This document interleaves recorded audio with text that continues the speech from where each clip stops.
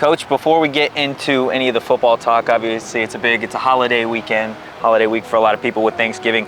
What are you most thankful for? You know, I'm most thankful for my family. You know, my daughter's come back from college, and so I'm going to have my 4 kids. And, you know, last night my house was loud again, and so I appreciate that. But I'm thankful for my family. I'm thankful for the opportunity to be the head coach at Arizona State, and that's a dream of mine. And it hasn't played out the way that we're looking, but this Territorial Cup win will absolutely put a cherry on the top of this. Yeah, you bring up the Territorial Cup. You've been a part of this game as an assistant coach. You brought up in the press conference a little bit today just how much this rivalry means. Does anything change from your perspective being the interim head coach going into this game? You know, now you're in charge, and so you're making the calls on the sideline in crucial moments, and that, I think that is important. That has changed, but the intensity and the passion for this cup has not changed, and I've seen it, and ever since we've been here, we won every single one of them. And so I don't want to be the guy that takes that loss, but I'm very grateful to be a part of this history of great coaches before me and great coaches that will come after me. But I'm just happy to lead Arizona State. 100%. How would you assess the way that you have led this team for the last handful of months? You know, I assess them by, you know, our kids not giving up. Our kids are playing to the last whistle.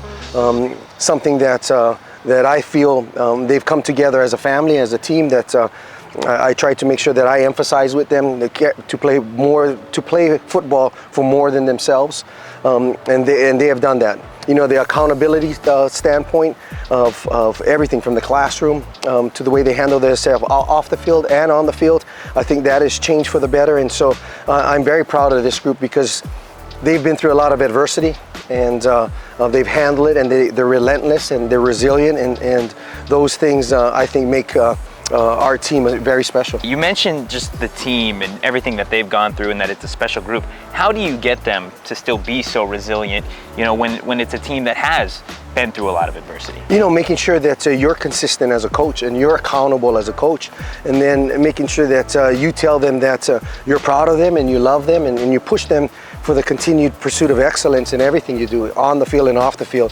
But the thing is, providing a structure for them to be successful, I think that's huge, and just being consistent with everything you do, and then showing them that you care, and that you care about them as people more than just the football player. I think something that struck a lot of ASU fans about you when you were named the interim head coach was just your passion and your love for this program. Where does that love for Arizona State come from? You know, been here for 20-some years. I've had my kids grow up in Arizona, just right down the street. Been to football games here. Had players that played for me at Chandler play here, and so I've always seen this place as my destination school, as my dream school. More than I think anybody can say. You know, I would never use this school as a stepping stone going forward, because this is where I really truly want to be, and there's no program that can take me away from that. And so that love for ASU, because I live right down the street, and all the flags that fly, and everything that you go into the stores is Arizona State.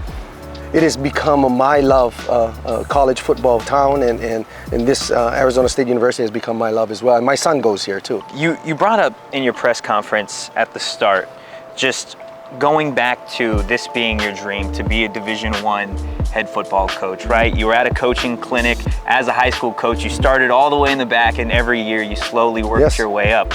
I'm curious, that version of yourself, the head coach of Chandler High School in the very back, what do you think he would say to this version of Shaun Aguano?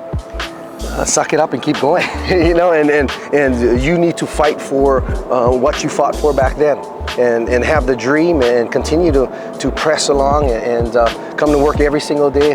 But the passion has not changed. The passion for football and the passion for developing young men has not changed, and that's my passion here, with all the support. And I think ASU is an incredible place that we can bring this place back to prominence, and then even make it better. And so that's my goal. Coach, what do you love about the game of football? Everything, the competition, you know, the physicality. I think it's the best classroom in the world for teaching teamwork, for teaching resiliency, for teaching attitude, and it's a hard game. You're competing every single day, like you would have to compete in the corporate world. But the passion for football has paid my way through school, has given me an opportunity to raise my family, and has given me the chance to wake up every single morning not going to work for the last 25 years, because this is something, it's like a hobby for me. And not too many people can say that in the world.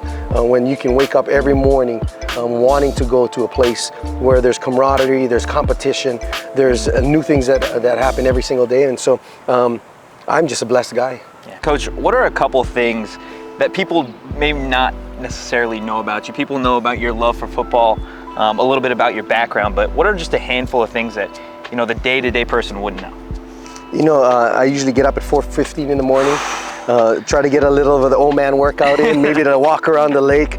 But things that I know, I send a message to my kids every day and tell them how much I love them, because the time and commitment here.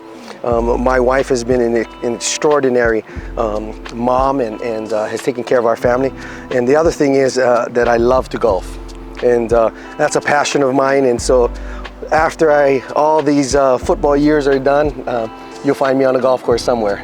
Do you have a message to any ASU fans, just if this is your last game at Arizona State? I wanted to thank them for their continued support. And I know it's tough, but the passion that I bring to Arizona State, that will never subside.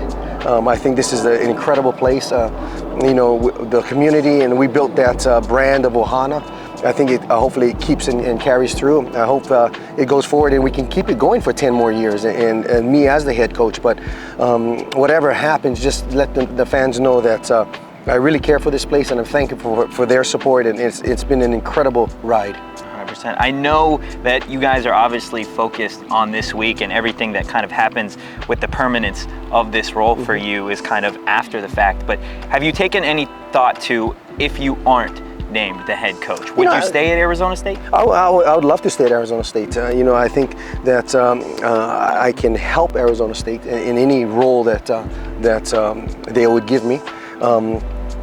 My family's here, and that's the hard part about the college profession, is up and moving. I told my wife that we might have to be ready in a week or two to move, and that's the harsh reality of it. But going back to your question, I'd love to stay at Arizona State.